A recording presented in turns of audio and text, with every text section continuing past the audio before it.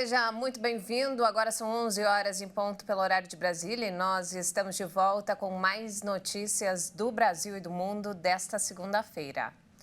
O Senado Federal deve discutir hoje a obrigatoriedade da vacinação contra a Covid em crianças. O debate deve servir de base para a elaboração e discussão de propostas sobre o assunto. A inclusão no Programa Nacional de Imunizações da vacina contra a Covid-19 para crianças de 6 meses a 5 anos é o principal motivo da discussão de senadores. Os parlamentares devem juntar elementos para a elaboração e discussão de propostas sobre o assunto. O governo federal sustenta que a atualização vacinal foi tomada com base em evidências científicas mundiais e dados epidemiológicos de casos e óbitos pela doença no país. A ministra da Saúde, Nízia Trindade, foi convidada para a sessão. Com a inclusão da vacina contra a Covid no programa de imunização, na prática, a aplicação passa a ser obrigatória no caderno de vacina dos 6 meses até os 5 anos, a partir de 2024. Isso porque, em caso de descumprimento, há previsão legal de aplicação de multas e até perda de benefícios sociais, como Bolsa Família. O Estatuto da Criança e do Adolescente prevê que é obrigatória a vacinação das crianças nos casos recomendados pelas autoridades sanitárias. As mudanças seguem a recomendação da Organização Mundial da Saúde. A vacina também faz parte do calendário anual para aplicação do grupo prioritário.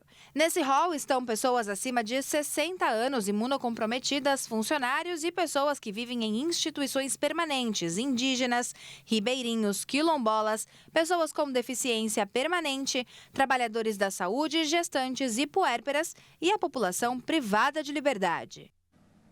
Mais de 29 municípios vão receber as vacinas contra a dengue do governo federal. Até o momento, o Brasil registrou mais de 762 mil casos prováveis da doença. O Ministério da Saúde informou que as doses de vacinas contra a dengue devem ser enviadas nos próximos dias. O novo lote vai completar a lista de 521 municípios selecionados para receber as doses até a primeira quinzena de março. Até o momento, 492 cidades já receberam os imunizantes. A vacinação contra a dengue começou neste mês e é destinada à aplicação em crianças de 10 e 11 anos. Os municípios foram escolhidos para receber os primeiros lotes das vacinas por estarem localizados em áreas com alta incidência da dengue tipo 2, que provoca a infecção mais grave da doença.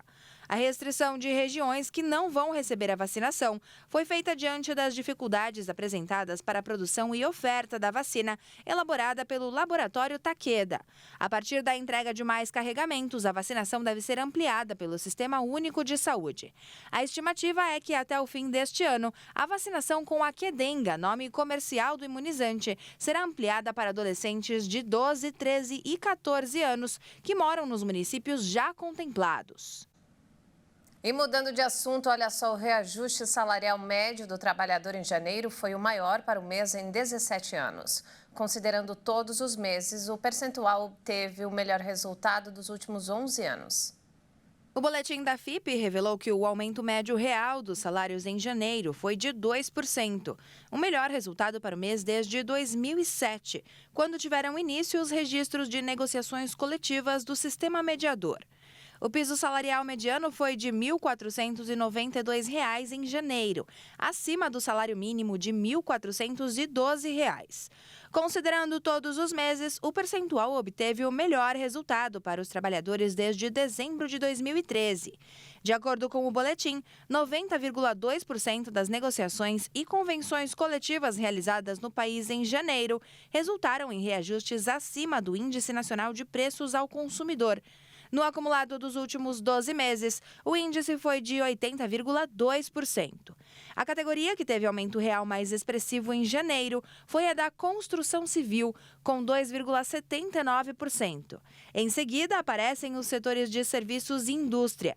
Segundo a FIPE, a prévia de fevereiro mostrou que 94,6% dos reajustes estão acima do INPC, o Índice Nacional de Preços ao Consumidor, com reajuste mediano salarial de 5%.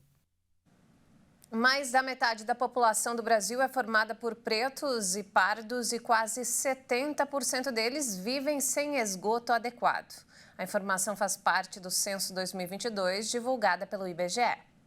Em 2022, o Brasil tinha 49 milhões de pessoas vivendo em lares sem descarte adequado de esgoto, ou seja, 24% da população total do país. Agora, quando se trata dos cidadãos pretos ou pardos, 68,6% deles viviam nessas condições no ano analisado pelo IBGE. Mas o que é descarte adequado? É quando o esgoto é encaminhado para as redes públicas de coleta e para fossas sépticas ou com filtro. Pelo censo 2022, a população brasileira se divide assim: 45,3% são pardos, os brancos são 43,5%, os pretos pouco mais de 10%, indígenas 0,8% e amarelos 0,4%.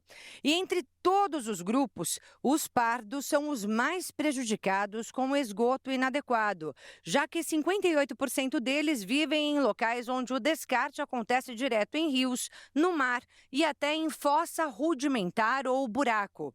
E segundo o IBGE, ainda há 1.200.000 brasileiros que nem isso têm.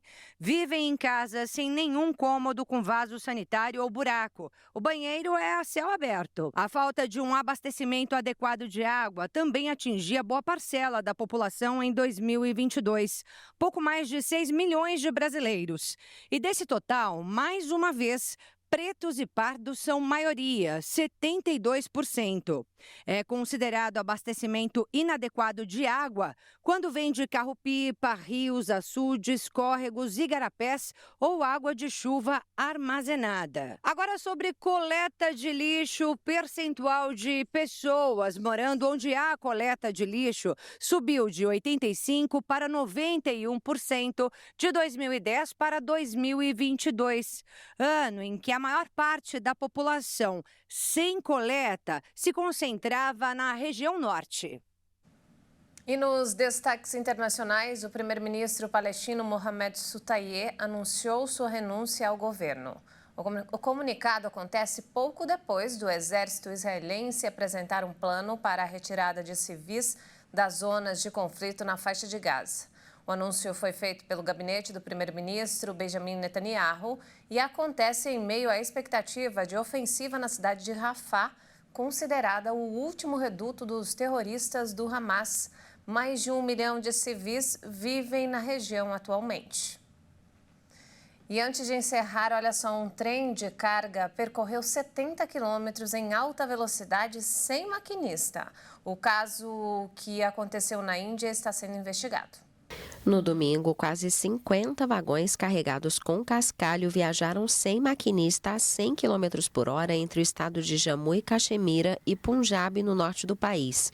O trem foi parado por blocos de madeira colocados nos trilhos. O incidente começou na estação de Jammu, onde o trem estava estacionado para a mudança da equipe. Após a saída do maquinista e do restante da tripulação, o trem começou a descer a encosta. Todas as passagens de nível foram fechadas para evitar acidentes. A Índia, que tem uma das maiores redes ferroviárias do mundo, registra acidentes com frequência. Essa edição fica por aqui. Mais informações daqui a pouco, à 1 da tarde, com Daniela Parisi. Muito obrigada pela companhia. Uma ótima tarde para você.